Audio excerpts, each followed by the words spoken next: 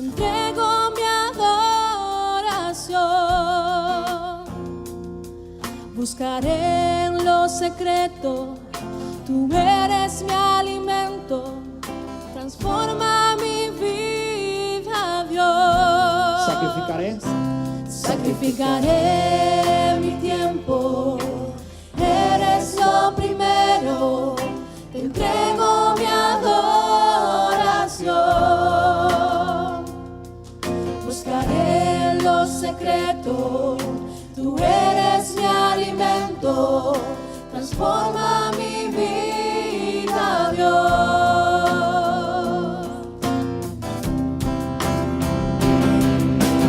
Manda un avivamiento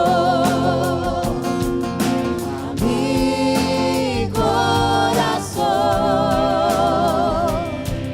Renuévame, restáurame, toca mi vida, Señor. Manda un avivamiento a mi corazón.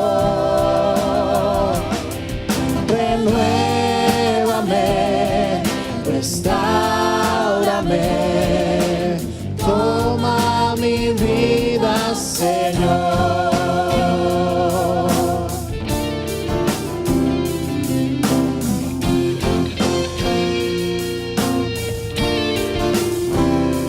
Sacrificaré mi tiempo, eres lo primero.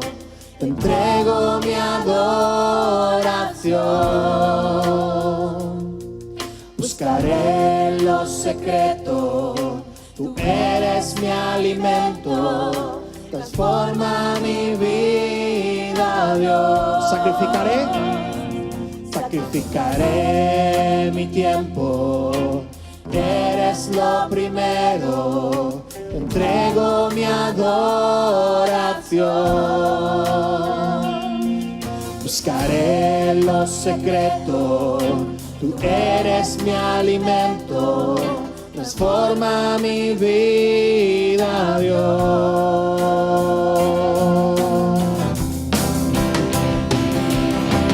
Manda un avivamiento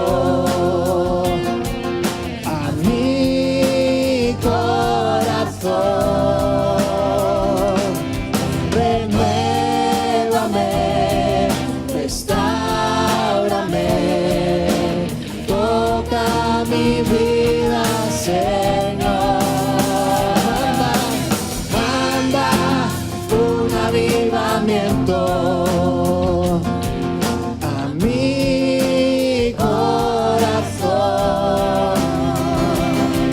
Renuévame, restáurame, toma mi vida, Señor.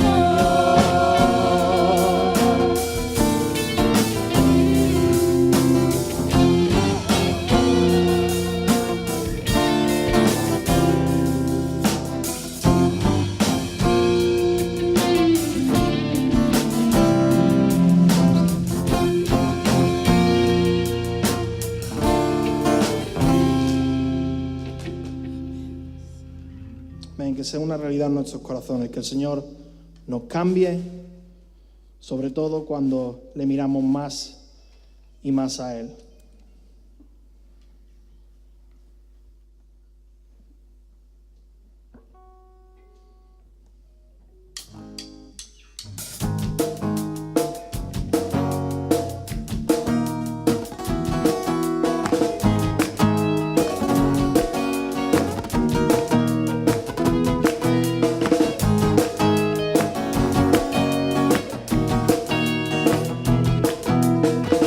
Levantamos un clamor por sanidad y redención. Muéstranos lo que tú ves, los deseos de tu corazón. Un pueblo unido pide hoy tu libertad y salvación. Álzanos con tu valor, lo que deseamos es revolución. Que el cielo cielo se parta en dos, inúndanos, que en el desierto broten ríos, y pida sopla hoy. Hosana al Rey de salvación, Hosana al Dios altísimo, Hosana, Jesucristo, Jesucristo es Rey. Hosana al Rey de salvación, Hosana al Dios altísimo, Hosana, Jesucristo, Jesucristo es Rey.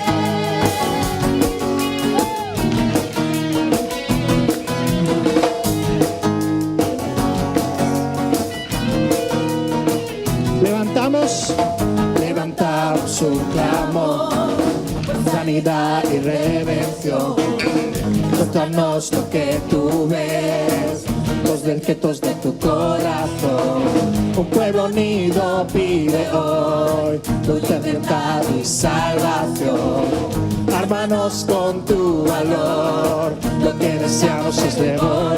Que el cielo se parta en dos, inúndanos, que en el desierto broten ríos, y pida sopla hoy. Hosana al Rey de salvación, Hosana al Dios altísimo, Hosana, Jesucristo, Jesucristo es Rey. Hosana al Rey de salvación, Hosana al Dios altísimo, Hosana, Jesucristo, Jesucristo es Rey.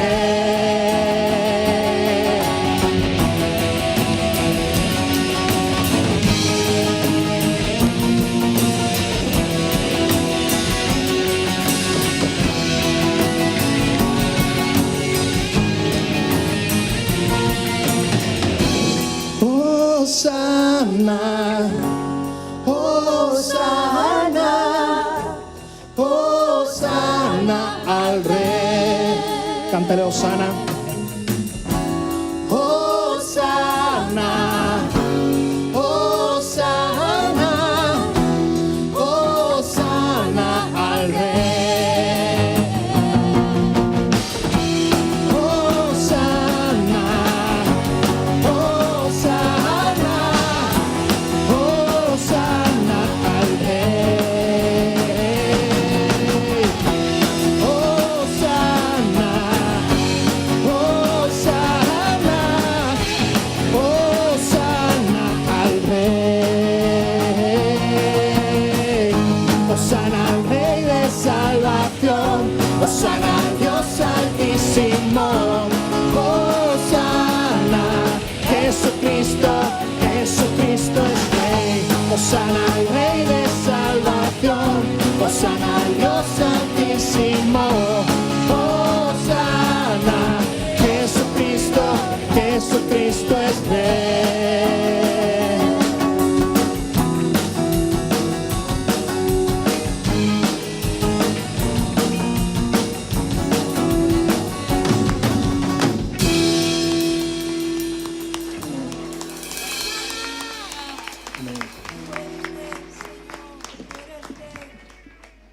Le cantamos Hosana. Sí. Le cantamos Hosana. No a aquel que, no sé, ¿no? Buda, que se quedó en la tumba y ahí está todavía. A Mahoma, que, bueno, quién sabe dónde está enterrado, pero por ahí estará. Pero seguimos a un Dios que está vivo, que su tumba está vacía y que ¡aleluya! Tiene tanto poder que ha vencido a la muerte. Y eso es increíble. Nosotros no tenemos que tener miedo de qué va a venir más, porque nuestro Dios es más poderoso, incluso que la muerte. Por eso le damos toda la alabanza, todo el honor y toda la gloria a Él, que es el único que se la merece.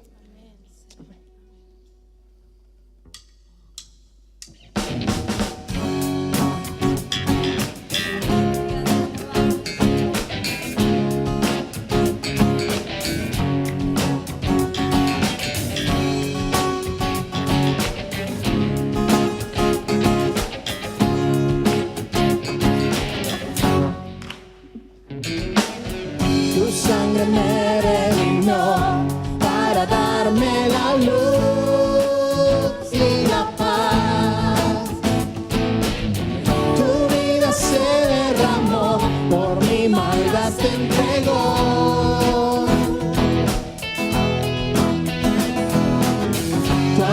amor incondicional me abrazó con dolor y pasión.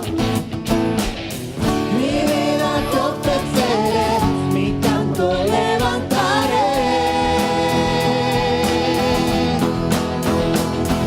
Alabanza y honor, poder y gloria al Cordero de Dios, al León de Judá, al único digno de honra, Jesucristo mi Rey y Señor.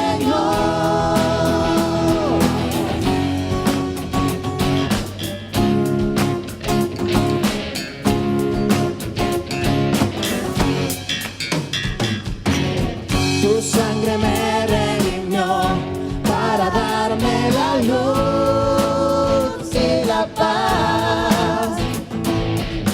Tu vida se derramó, por mi maldad se entregó.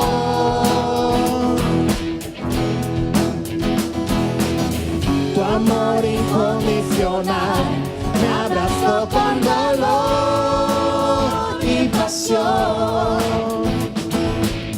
Mi vida te ofreceré, mi canto levantaré.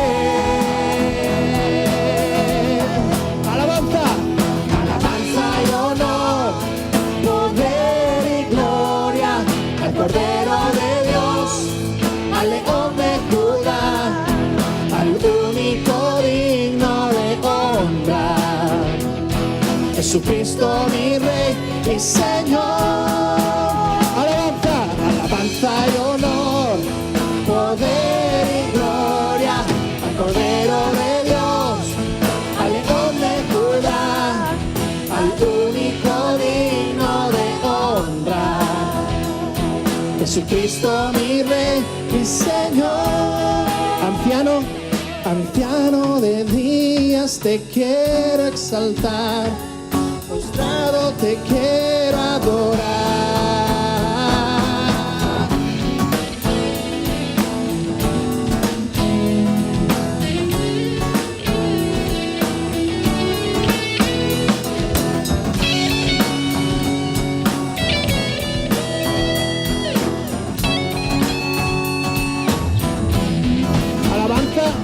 Alabanza y honor, poder y gloria al Cordero de Dios, al León de Judá, al único digno de honra, Jesucristo mi Rey y Señor.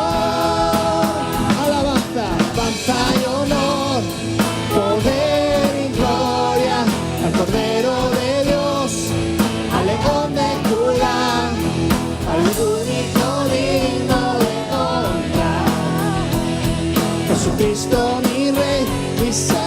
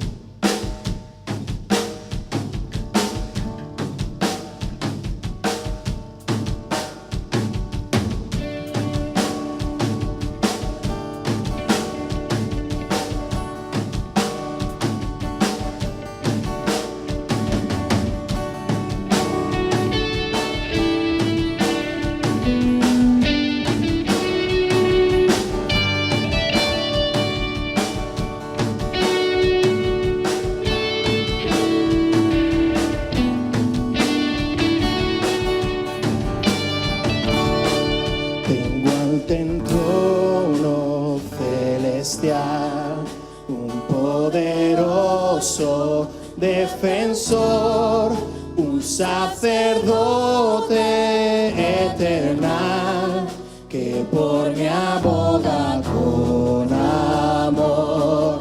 Mi nombre ya grabado está sobre su mano y corazón, y mientras Cristo allí está, seguro estoy de su perdón, seguro estoy de su perdón.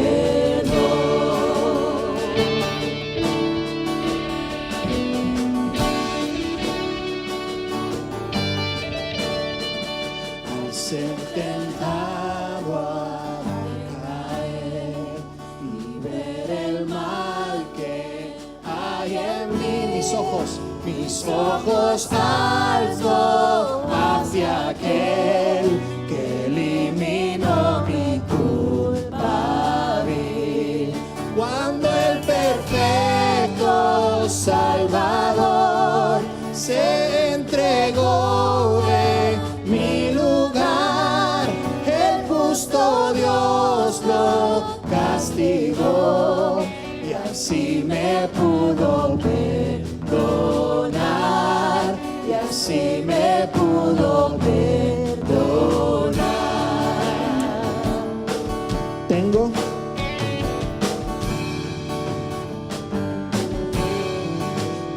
ante el trono celestial un poderoso defensor, un sacerdote eterno que por mí aboga con amor.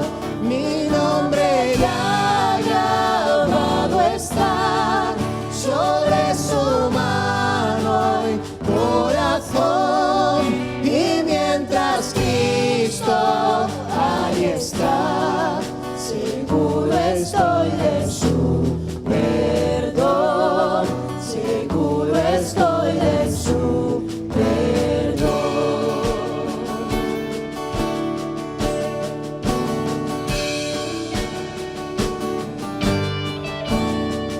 Viva el Cordero vivo hoy, que con justicia me vistió, el inmutable gran yo soy, el Rey de gracia y redentor. En él jamás morir podré, pues con su sangre me compró, y escondido estoy en él. Jesús mi Dios, mi Salvador, en Cristo Dios mi Salvador. En él jamás morir podré, pues con su sangre me compró, y escondido estoy en él. En Cristo Dios mi Salvador, en Cristo Dios mi Salvador.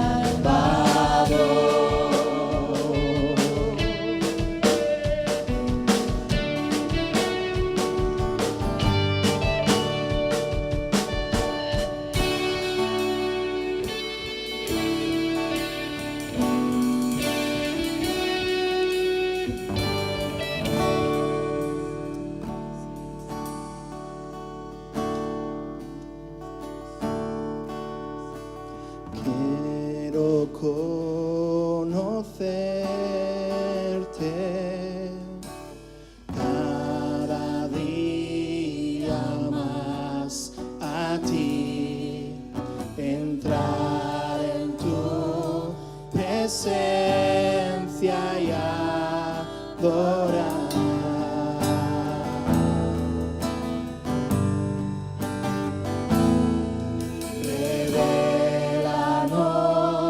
Tu gloria, deseamos ir mucho más en ti. Queremos tu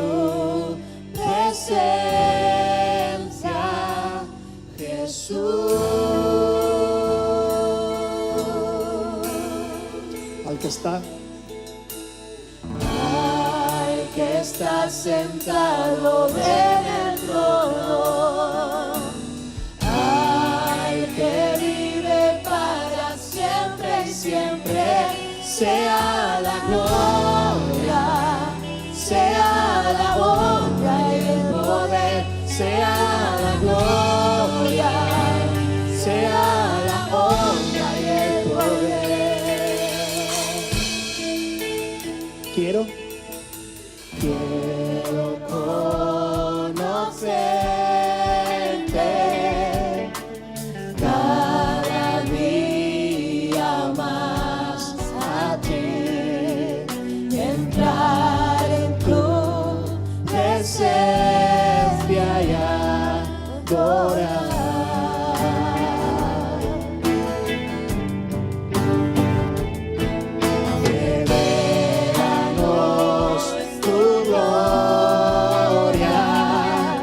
Deseamos ir mucho más en ti. Queremos tu presencia, Jesús.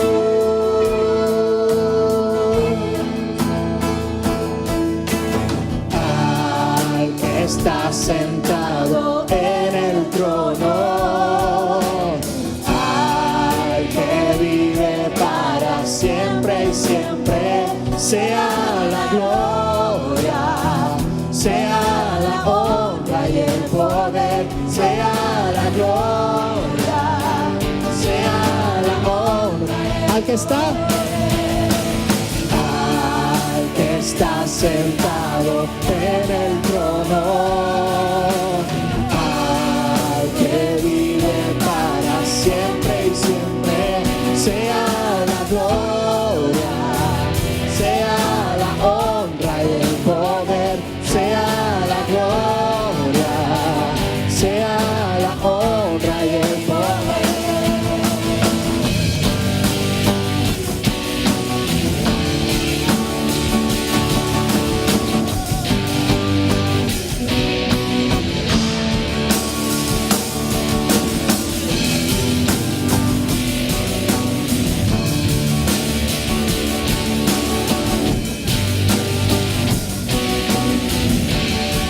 Tú eres santo, tú eres santo, santo, santo, santo, santo eres tú. Tú eres santo, santo, santo, santo, santo eres tú. Tú eres santo. Tú eres santo, santo, santo, santo, santo eres tú. Al que está sentado en el trono, al que vive para siempre y siempre, Sea la gloria, sea la honra y el poder, sea la gloria, sea la honra y el poder. Cántale al que está sentado. Al que está sentado en el trono,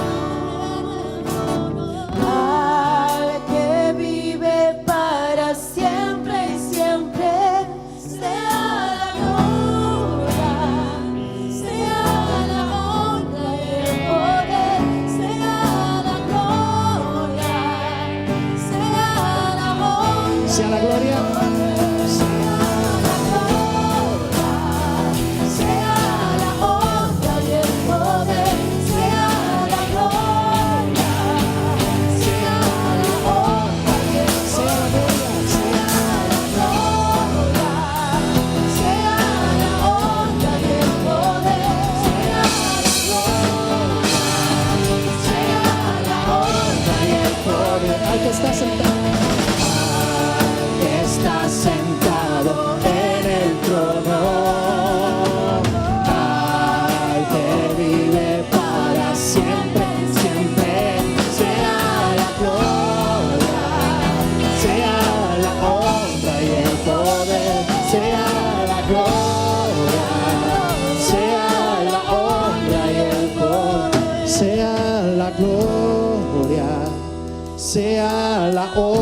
honra y el poder, sea la gloria, sea la honra y el poder.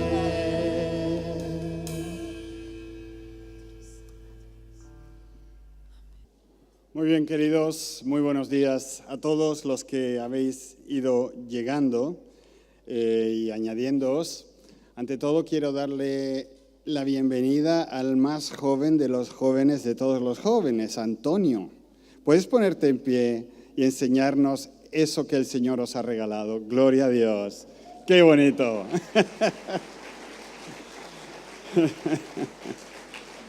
¡Qué bonito! Gracias. Podéis sentaros. Muy bien, queridos. Estamos en nuestra serie, pero antes quiero explicar qué pasó aquí delante. Una de las hermanas del Ministerio de Danza se ha torcido el pie. Eso duele. Ayer le tocó a un futbolista de los nuestros, también anda por ahí con el pie enyesado. No sé qué quiere decirnos el Señor quebrantando a los jóvenes, pero algo será, algo será. Muy bien, vamos por favor al texto que toca hoy, que es de Hechos 22, a partir del versículo 21. Y seguirá hasta el 23:11. Mantened vuestras Biblias abiertas. Y hoy vamos a hablar de valor para vivir. ¿Sabéis? Nunca se sabe cuándo hace falta valor en nuestras vidas. Y mucho menos sabemos cuánto valor nos va a hacer falta para encarar una situación dada, un momento delicado, algo que se nos echa encima. En cada guerra hay personas que exponen sus vidas para defender una causa. Siempre escuchamos historias de gente que han hecho esfuerzos heroicos para ayudar a alguien o para proteger a sus compañeros. Probablemente muchos de vosotros habéis visto la película Salvar al soldado Ryan, ¿no? Que es uno de esos ejemplos tremendos. Y es que los tiempos difíciles a menudo sacan lo mejor o lo peor de los demás. Lo más probable es que no conozcas a un soldado heroico, pero muy probablemente conoces a alguien que ha sido tremendamente o que está siendo tremendamente valiente, luchando contra una enfermedad o contra alguna limitación personal. Es posible que conozcas a alguien que haya cuidado a un niño con necesidades especiales con una fuerza inexplicable para ti, o alguien que haya luchado contra viento y marea para defender lo que entendía que era correcto. Quizás conozcas a alguien que haya mostrado mucho valor cuando se enfrentó a la oposición con respecto al Evangelio. Y es algo bonito, es maravilloso poder conocer a gente valiente, gente que en un momento de dificultad da la talla. Hoy vamos a encontrarnos con Pablo, que está enfrentando con mucho valor circunstancias hartamente difíciles. Partiendo de este texto, espero que nosotros aprendamos cómo encontrar, cómo hallar el valor necesario para enfrentarnos a problemas reales en nuestras vidas. Pablo había sido arrestado, se nos cuenta aquí, debido a un disturbio que tuvo lugar en el templo, cuando algunos de los judíos lo acusaron falsamente de introducir a un gentil al área del templo.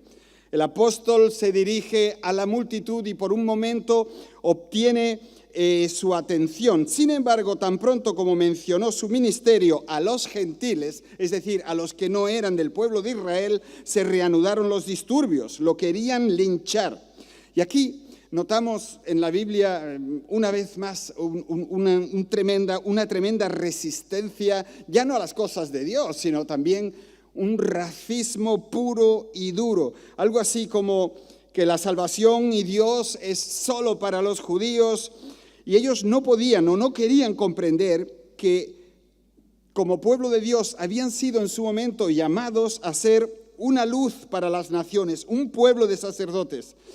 En vez de eso, lo que vemos en las mentes de las personas que rodean a Pablo es una mente mezquina, cerrada, totalmente ajena a los propósitos que Dios tenía con ellos. Así que retomamos la historia, nuestra historia, en este punto.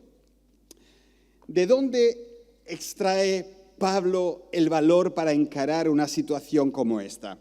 El tribuno romano necesitaba descubrir por qué la gente estaba tan revolucionada contra Pablo.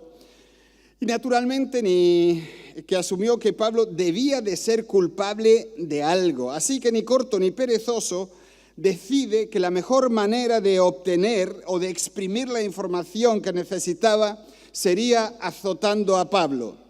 La idea era flagelarlo con un látigo, compuesto por un trozo de cuero o varios trozos de cuero que ataban trozos de hueso. Entonces, y también se le ataba metal. Eso era particularmente fuerte y era legal. Era legal en la ley romana de pegarle con eso a los no romanos. Con eso es con lo que destrozaron también las espaldas de nuestro Salvador. Esa paliza era tan severa y tan dura que muchas veces el reo no lo podía contar, moría a causa de ella. Por lo tanto, atan al apóstol al dispositivo apropiado, un potro o un tronco, y se preparan para interrogarlo a base de golpes de ese látigo tan salvaje. Pablo no grita. Él se tranquiliza por el hecho de que conocía la ley. Así que lo escuchamos hacer una sencilla pregunta.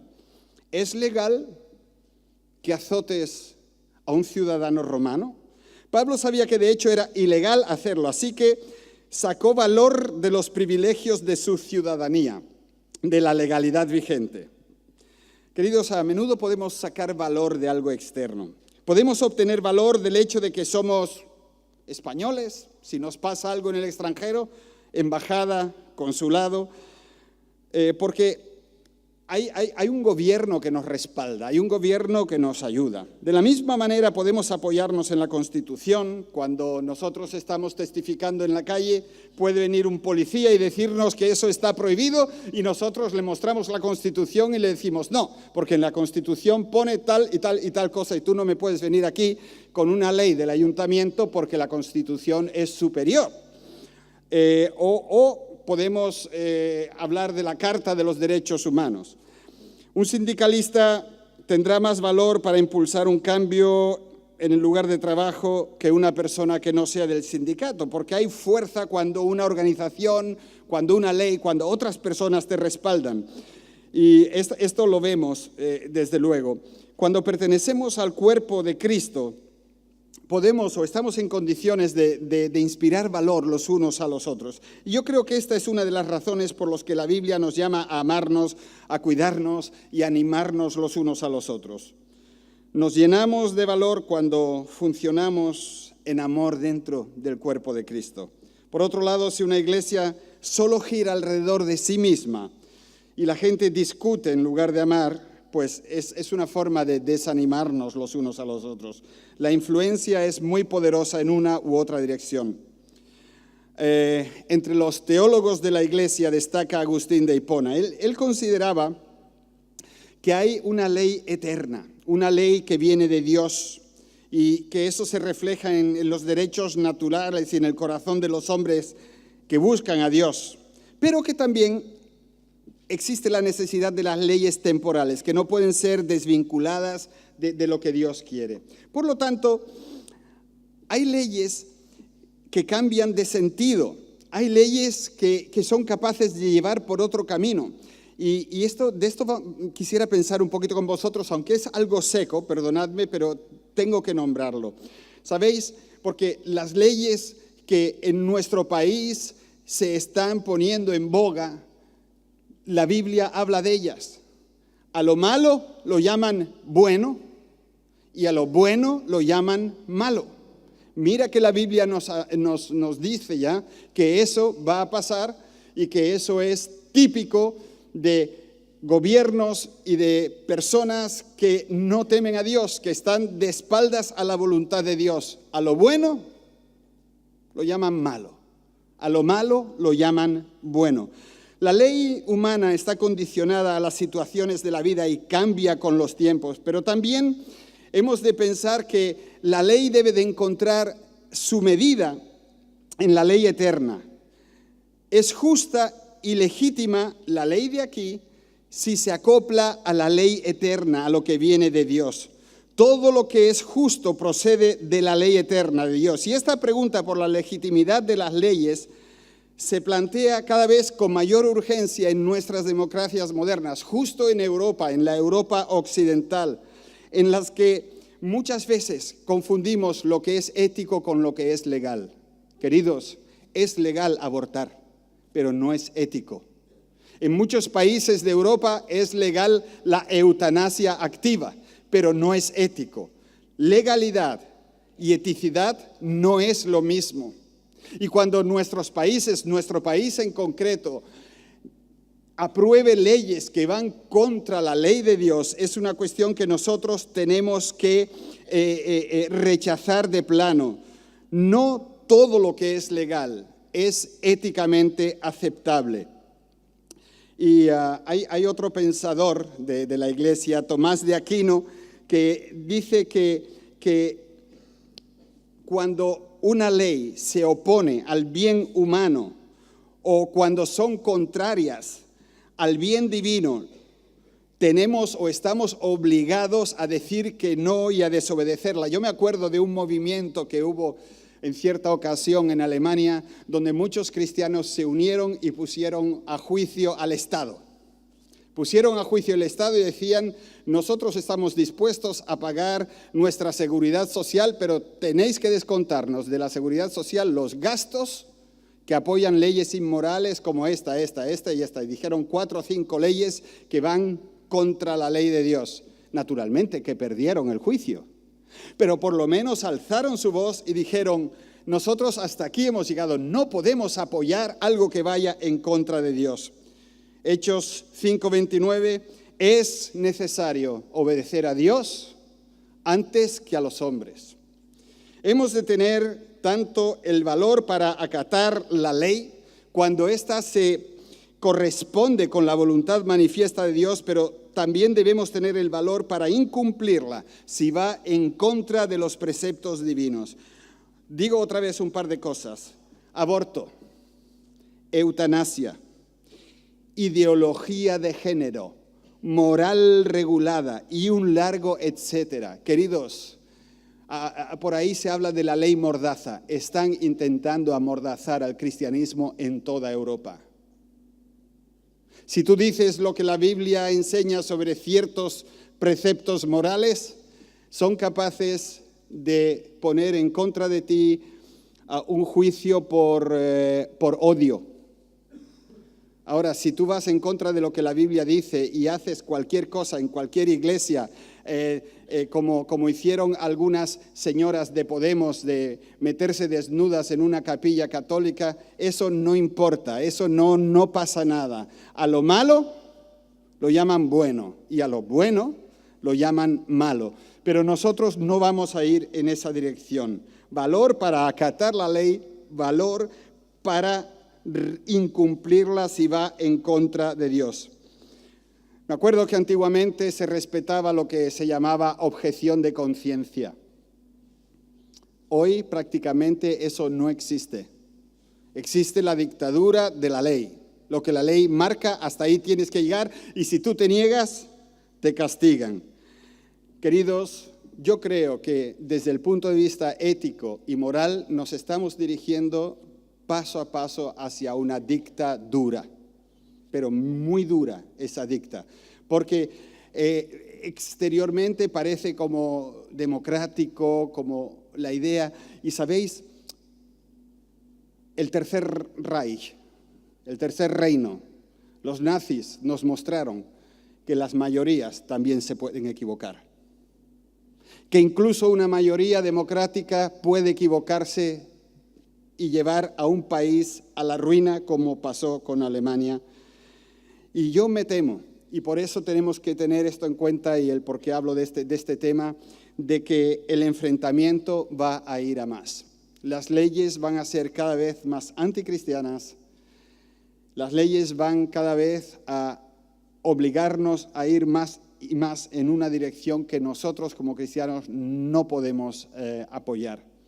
Toda la cuestión esta de la nueva ley en cuanto a los datos y todo esto, a mí me resulta bastante complicada, porque supuestamente para que no nos controlen, el Estado nos controla totalmente. Y eso es realmente peligroso. Tenemos que estar despiertos, queridos, por si algún día la iglesia tiene que desaparecer de la faz de la tierra porque no podemos aguantarlo más. Él extrajo valor de la ley, pero también extrajo valor de su conciencia. Pablo estaba evidentemente, y él lo dice aquí, en paz con su conciencia, la tenía limpia. El tribuno romano, que no era rumano, era romano, perdón por allí, todavía quería saber qué es lo que había hecho Pablo para crear una situación tan explosiva en Jerusalén. Así que ordenó que el Sanedrín, el consejo de los judíos, se reuniera para que Pablo pudiera ser confrontado con ellos. Cuando se encontró allí, literalmente en medio de ellos, hizo esta declaración: hermanos, hasta hoy yo he actuado delante de Dios con toda buena conciencia. Pablo le dice a aquel grupo de gente que su conciencia está limpia, no tenía nada de lo que arrepentirse, no sentía que tuviera nada por lo que lamentarse. Se mantuvo en pie valientemente ante aquel interrogatorio al que fue sometido porque su conciencia estaba limpia. A Ananías, el sumo sacerdote, aparentemente no le gustó la respuesta. Este hombre fue 12 años sumo sacerdote. Fue de los más crueles, malvados y corruptos que hubo jamás en ese cargo. Entonces, como no le gustó lo que dijo Pablo, él ordenó que Pablo fuera golpeado. Y la palabra define algo más que una simple bofetada. La palabra griega aquí habla de que él ordenó de que le dieran un puñetazo en la boca. Ese golpe fue ilegal y Pablo reacciona con unas palabras fuertes. Y le dice: Dios te golpeará a ti, hipócrita. ¿Te sientas tú para juzgarme conforme a la ley y violas la ley ordenando que me golpeen? Yo detecto un poco de frustración por parte del apóstol. Pablo volvió a actuar en su defensa. Y siempre debemos de recordar que los discípulos de Jesús no somos lo mismo que Jesús.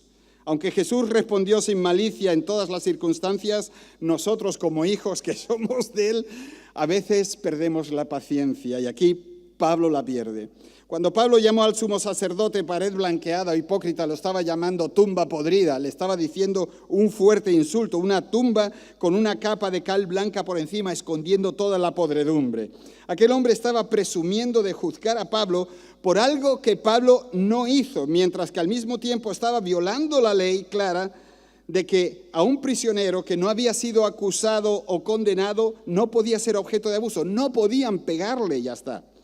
Los que estaban alrededor de Pablo lo reprendieron por hablarle de esa manera al sumo sacerdote, por lo que Pablo se disculpa diciendo que no se había dado cuenta de que era el sumo sacerdote. ¿Cómo era eso posible que él no se diera cuenta de eso? Pues sabemos que Pablo pudo haber tenido problemas en los ojos. Hay varios versículos en Gálatas que parecen indicar que realmente no veía mucho. O Pablo pudo haber sido sarcástico, algo así como: lo siento, yo no me imaginé que el sumo sacerdote podría decir algo como esto. Dado que el grupo se reúne rápidamente, por orden del tribuno romano, no era romano, era romano. Hoy lo tengo con los rumanos, por algo será, ya hablaremos, esto es espiritual. Es posible que fuera una reunión informal, que el hombre no tuviera el uniforme, no lo sabemos. El apóstol había estado muy familiarizado con el Sanedrín cuando él mismo había sido fariseo. Sabía que tenía pocas esperanzas de que aquel Sanedrín le concediera una audiencia justa o un juicio equilibrado, y entonces decide hacer, con mucha sabiduría, decide ponerlos los unos contra los otros. Unos son fariseos, otros no lo son.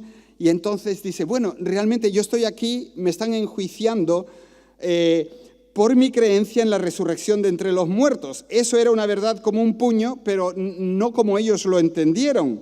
Y entonces él sabía que diciendo aquello, aquel Sanedrín iba a engullirse a sí mismo con un debate de quién era quién y quién tenía la razón, porque los saduceos no creían en la resurrección ni en nada sobrenatural. Los fariseos creían en lo sobrenatural y en la resurrección. Por lo tanto, empiezan a discutir de tal forma que el tribuno romano dice: este hombre, ¿qué está pasando aquí realmente? ¿No? Lo que quiero que veas es la fuerza de Pablo para enfrentar esta situación, porque su conciencia estaba limpia. Y queridos, nosotros tenemos la conciencia limpia cuando hemos hecho lo que creemos que es correcto. Nuestra conciencia nos grita cuando vamos en contra de lo que creemos que es lo correcto. La culpa nos invade y nos llenamos de inseguridad. Mirad, el poder de la conciencia humana no es algo que podamos subestimar. Si nuestra conciencia está limpia, tendremos más valor en cualquier situación para encarar lo que se nos venga encima. Desafortunadamente, la conciencia tampoco es una guía infalible para la vida. Al principio de su vida, cuando Pablo buscaba destruir a los cristianos, también tenía la conciencia limpia. Estaba convencido de que también estaba haciendo la voluntad de Dios en ese momento. Queridos, nuestra conciencia no nos dice qué es lo correcto. Una conciencia limpia nos dará valor, pero debemos de intentar entrenar nuestra conciencia por medio de la palabra de Dios. Evidentemente, Pablo extrajo su valor del Señor de lo que él sabía que era su voluntad. Mirad, queridos, hay pocas cosas que el Señor respete tanto como la conciencia humana. Él sabe esperar a que nuestra conciencia se vaya transformando poco a poco. Necesita su tiempo, lo que hay aquí, para alinearse con la voluntad de Dios. Un ejemplo es cómo se trataba a los judíos al principio cuando la iglesia empezó a nacer. El Señor no exigió de los judíos que se convirtieran o que rechazaran inmediatamente y visceralmente su culto en Jerusalén. Pero al correr del tiempo todo va cambiando y llegamos a una carta como los Gálatas en la que se finiquitan asuntos que habían sido estándar de fe en el Antiguo Testamento. Sabéis, la conciencia puede estar también muy equivocada. Nuestra conciencia es ciega si no asume responsabilidad. Ninguna conciencia es pura e infalible. El apóstol Pablo, por ejemplo, discute aquella pregunta de si los cristianos se les permite comer carne sacrificada a los ídolos o no. Y la respuesta es que no somos culpables ante Dios cuando la comemos, pero sí que nos hacemos culpables si con eso que hacemos cargamos la conciencia de los otros. ¿Sabéis? Hay conciencias que son hipersensibles. Todo es pecado. Todo está mal. Hay conciencias hiperembotadas, es decir, donde nada importa. Hay conciencias que realmente están desconectadas o que están muy mal educadas. De ahí que no son de fiar, aunque nos dejen en paz. Es posible que tú hagas cualquier cosa y tu conciencia no te diga nada. Ten cuidado con eso. O que tu conciencia esté siempre dándote la vara. No hagas eso, no hagas eso, no hagas eso. Cuidado con eso. Puede estar desconectada, puede estar embotada. No te fíes de tu conciencia. Mientras tanto, Pablo sigue preso. La noche siguiente se nos dice que el Señor se acerca a Pablo para decirle: ten ánimo, ten valor, porque como has testificado fielmente de mi causa en Jerusalén, así has de testificar también en Roma. Yo me imagino que Pablo estaba en aquella mazmorra preocupado y cargado por lo que podría pasar en las próximas horas. Comenzó a ver su propia fuerza y se preguntó cuánto más iba a poder aguantar él solo allí en aquel estado de cosas. Yo sospecho que Pablo estaba frustrado, estaba herido, era un hombre confundido, incluso puede haber estado molesto con Dios. A veces, queridos, necesitamos mucho valor para superar las dudas que se nos vienen encima, los sentimientos de indignidad personal. Pensamos en las posibilidades de la vida y sentimos como una parálisis que nos invade. ¿Sabes? A veces tú no sabes cómo puedes llevar a cabo el trabajo que tienes que hacer.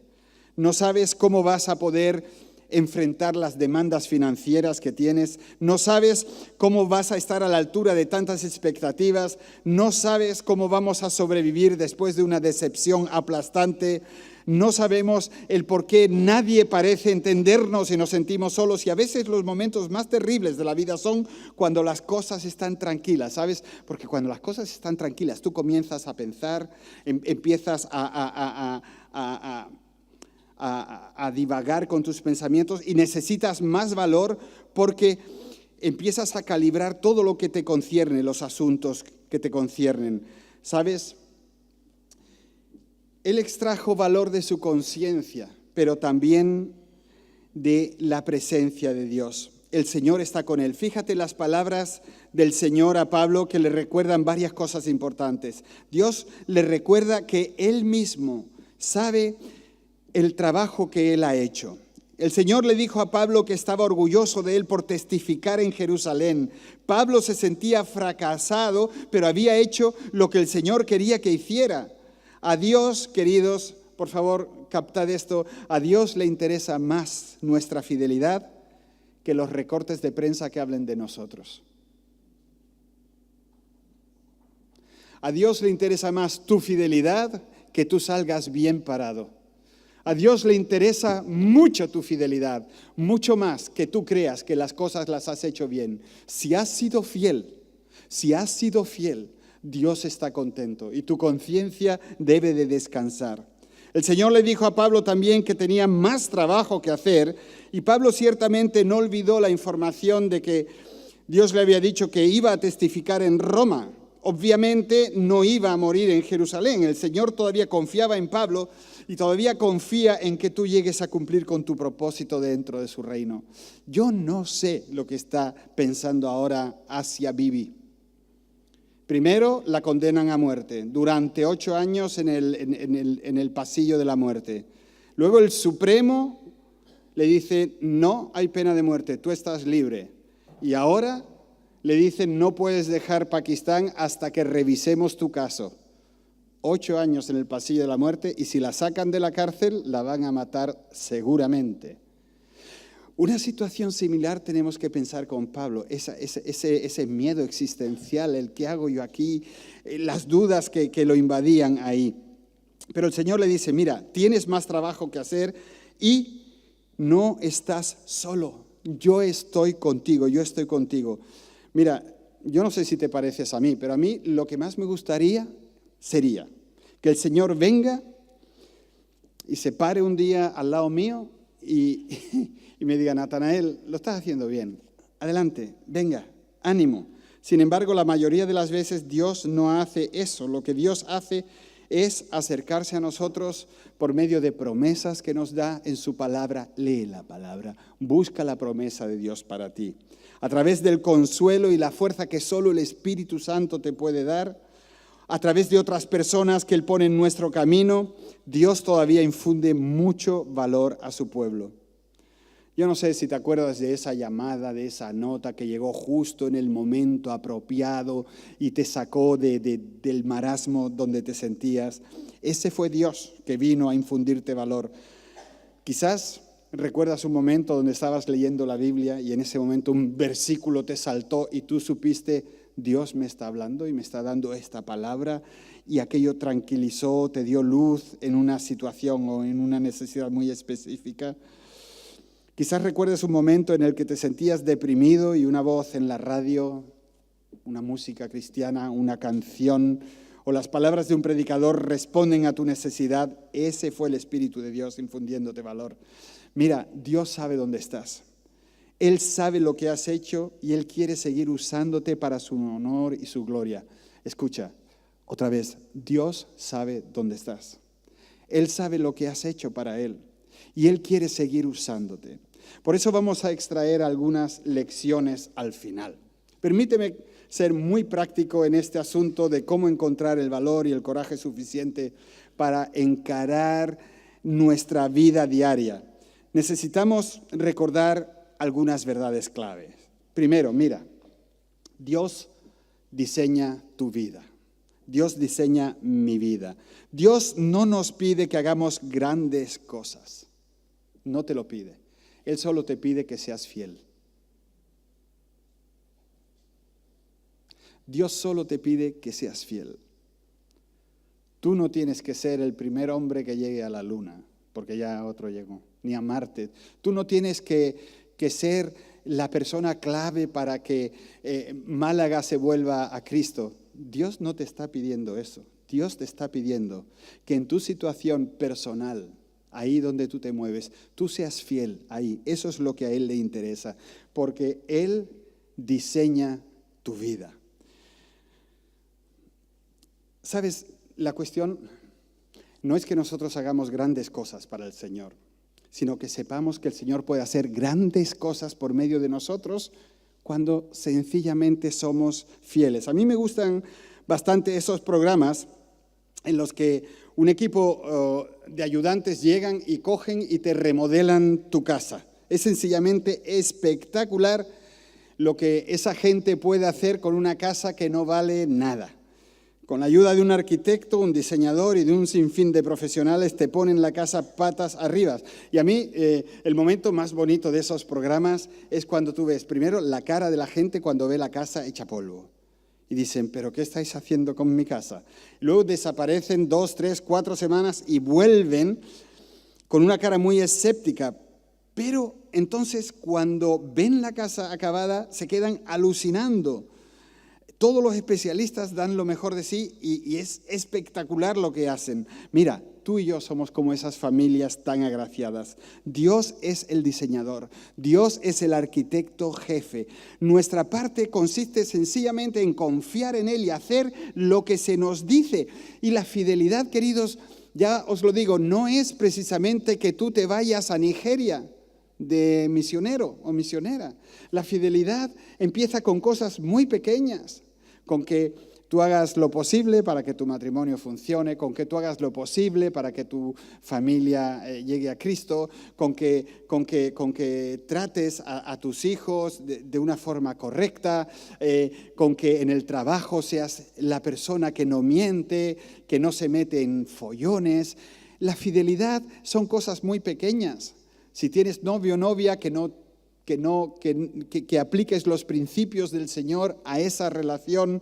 Es decir, eso es lo que el Señor quiere. El Señor a veces coge nuestra vida y nosotros nos da la impresión de que todo se está rompiendo, de que todo se va abajo. Nos quita esto, nos quita esto, nos quita esto, nos quita aquello. Precisamente estaba hablando con mi hijo Benjamín esta semana. Y estábamos hablando de un poco así de su vida, ¿no? Y la cosa es, mira, el Señor te quitó el trabajo. ¿A quién le gusta perder el trabajo? Pero te dio uno mejor. El Señor te quitó tu casa y te ha dado una mejor. El Señor te quitó tu coche viejo y te ha dado uno mejor. El Señor te quitó y el Señor te dio. Queridos, cuando algo en nuestra vida se viene abajo, se rompe en pedazos, alaba al Señor. Porque mientras eso no suceda, Él no puede darte lo nuevo, lo que es mejor, lo que te está esperando. No temas, ten valor, atrévete. Dios tiene siempre un plan. Entonces, Dios diseña mi vida. Y también Dios me ayuda a vivir. ¿Sabes? El valor no proviene de nuestras propias fuerzas, sino de la suya. Dios sencillamente nos llama a que en las situaciones que nosotros estamos viviendo confiemos más en Él. Es cierto que no entenderemos que Jesús es todo lo que necesitamos hasta que Jesús sea todo lo que tenemos. Lo repito.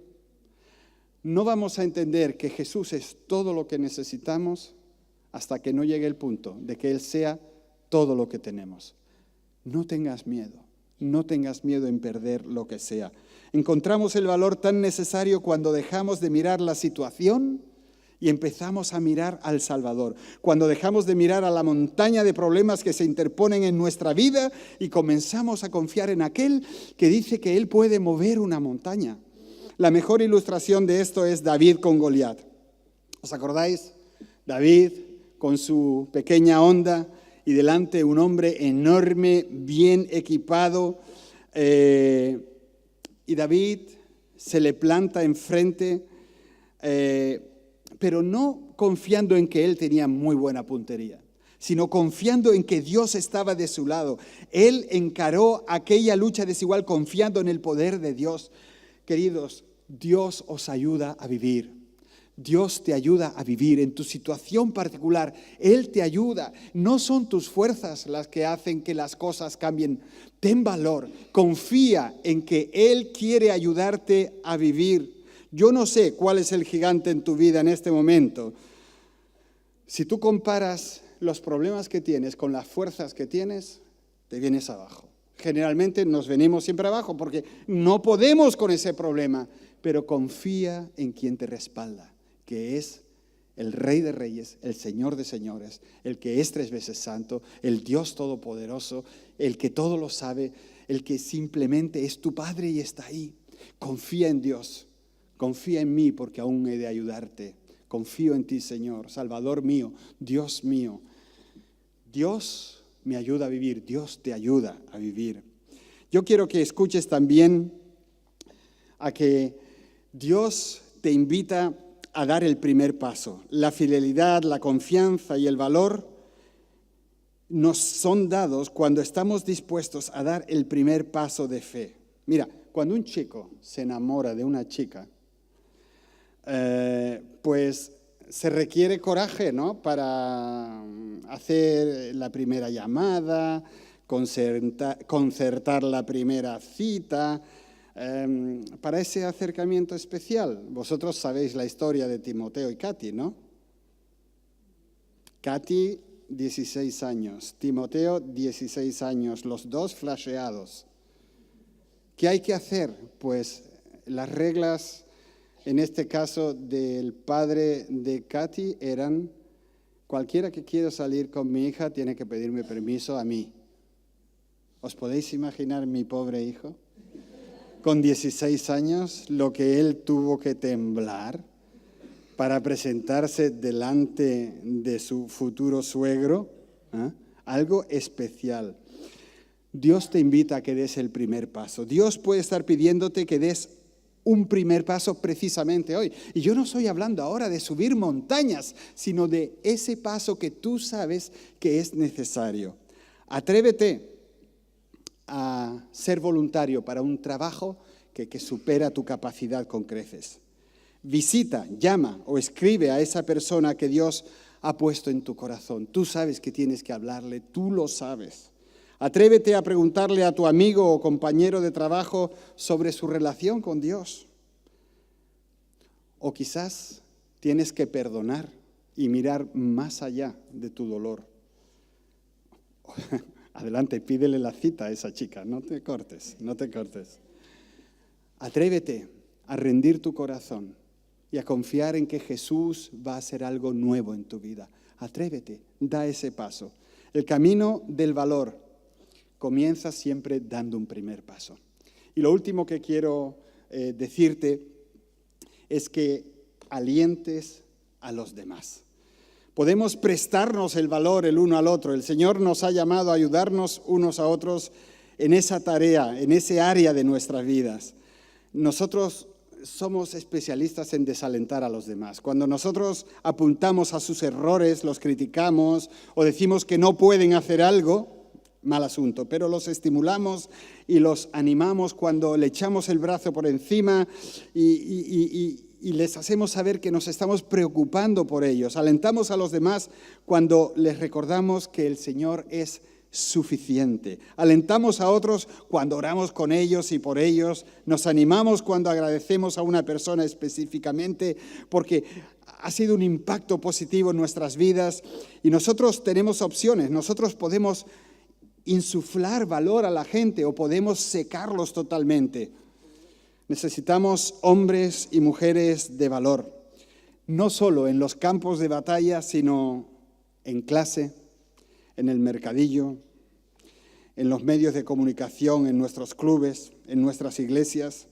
Yo creo que debemos de tomar muy en serio este ejemplo de Pablo y luchar por ser gente valiente, gente que incluso le dice no a las leyes, que le dice no a la forma de vida de una sociedad alejada y de espaldas a Dios y que hace lo que es correcto porque la conciencia nos impulsa a ellos.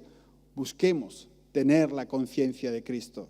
Nada de doble medida, nada de dejar esto, declarar aquello y aquello sin IVA y cosas por el estilo. No es nuestro estilo, no es como debemos de ser. Nuestra conciencia tiene que estar limpia y aferrémonos a las verdades de Dios. Juntemos fuerzas, mantengamos limpia esa conciencia, haciendo lo que sabemos que es correcto. Y queridos, avancemos hacia la próxima semana con estas tremendas palabras de que hay valor para vivir. Os lo quiero repetir otra vez. Dios está empeñado en diseñar tu vida. Él está ahí. Sea que estás en un proceso de destrucción o de reconstrucción, alaba a Dios, alaba a Dios. Él diseña tu vida. Segundo, Dios te ayuda a vivir. Cuando tú ya no puedes, Él puede y está ahí y te sostiene. Dios te está invitando a que des el primer paso, ese paso que tú sabes que tienes que dar y que es decisivo. Y estés donde estés, el Señor te bendice para que tú bendigas a los demás. El Señor te alienta para que tú alientes a los demás. El Señor te consuela para que tú consueles a los demás. Amén. Amén.